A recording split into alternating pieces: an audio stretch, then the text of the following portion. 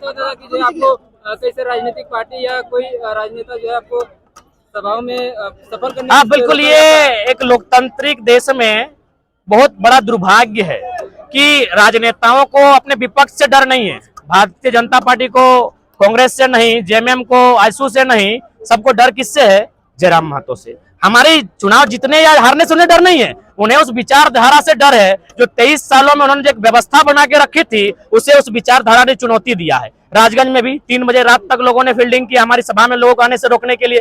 अभी बाबूलाल मरांडी जी सभा कर रहे हैं, क्या आपने एक भी समाचार सुना है कि उनकी सभाओं में किसी ने व्यवधान उत्पन्न किया है? लोकतंत्र है, अपनी बातों को रखने के लिए सभी स्वतंत्र है। लेकिन आज राजगंज के बाद बागमरा की धरती में भी लोगों को यहां से आने के रोका गया, चौक चौराहे में लोग मॉनिटरिंग किए कि सभा में नहीं जाना है। तो कहीं ना कहीं ये लोकतांत्रिक प्रदेश में, लोकतांत्रिक देश में और लोकतांत्रिक प्रदेश में भी अपनी बातों को नहीं रखने देने के लिए ये रोकने की जो साजिश चली जा रही है, ये कहीं ना कहीं असंवैधानिक है। बेंगलोर में किस तरह का सभा है दादा? बेंगलोर में जो हमारे प्रवासी लोग हैं, मुख्यतः जो इंजीनियर्स लोग हैं, मैं एक लाइन बताऊंगा।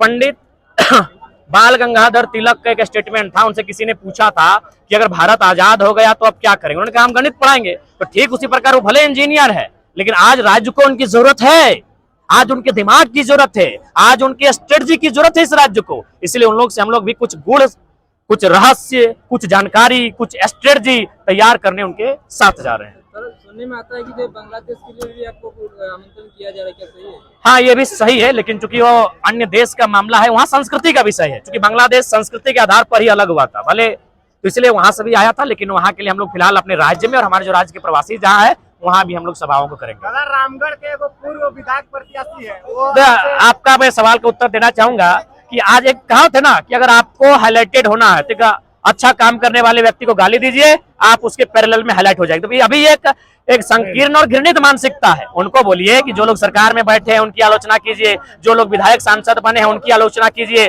जो लूट है, भ्रष्टाचार है, उस पर आलोचना कीजिए। जयराम महतो पे आलोचना तब कीजिएगा जब हम लोग कभी संवैधानिक दायित्व पर आएंगे, इसलिए उन पर बात मत कीजिए। वे लोग संकीर्ण घृणित मानसिकता के लोग हो सकते हैं, उनसे हमारा कोई वास्ता नहीं है। वे लोग भी फले फूले, हमारी शुभकामनाएं। शिक्षा को लेकर सवाल है, दिल्ली का सरकारी स्कूल देखिए बहुत बड़ा है, लेकिन झारखंड का नेता सरकारी स्कूल छोड़ के अपना स्कूल खोल रहा है, तो क्या कहेंगे? देखिए, इसका सबसे बड़ा कारण है कि जो भी हमारे नेतागण हैं वो एक बहुत बड़ी पूंजी लगाते हैं चुनाव जीतने के लिए। इस बात को हमको मानना होगा। जब वो एक बहुत बड़ी पूंजी लगाते हैं तो उस पूंजी को फिर से वो वापस पाना चाहेंगे, और वापस पाने के लिए उन्हें कुछ ऐसे हथकंडे अपनाने होंगे जिससे जनता का पैसा उनके पास आए। क्योंकि जनता को उन्होंने पैसा दिया है, उन्होंने जनता को पैसा दिया है, चुनाव में 500 दिया है, चाहे मुर्गा दिया है, चाहे दारू दिया है। अब उस पैसे को वापस लाने के लिए वे लोग क्या करते हैं? प्राइवेट सेक्टर को मजबूती करते हैं, ताकि जनता का पैसा प्राइवेट सेक्टर में जाएगा। गवर्नमेंट सेक्टर में जनता का पैसा नहीं जाता है, तो प्राइवेट सेक्टर में जब वो पैसा आएगा, और आप सही बात है, जितना भी प्राइवेट सेक्टर है, शिक्षण संस्थान है, चाहे वो बीएड कॉलेज है, जो भी रहे, उनमें कहीं ना कहीं जो स्थानीय जनप्रतिनिधि होते हैं, चाहे वो कोई रहे, किसी भी क्षेत्र का रहे, उनकी हिस्सेदारी होती है, या तो वे मालिक होते हैं।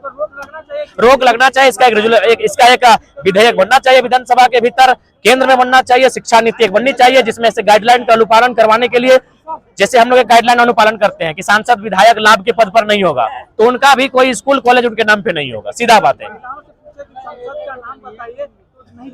सही बात है। वे लोग आते ही नहीं है, वे लोग ना यहाँ आते हैं ना दिल्ली में सवाल करते हैं, वे 5 साल अपना पार करते हैं।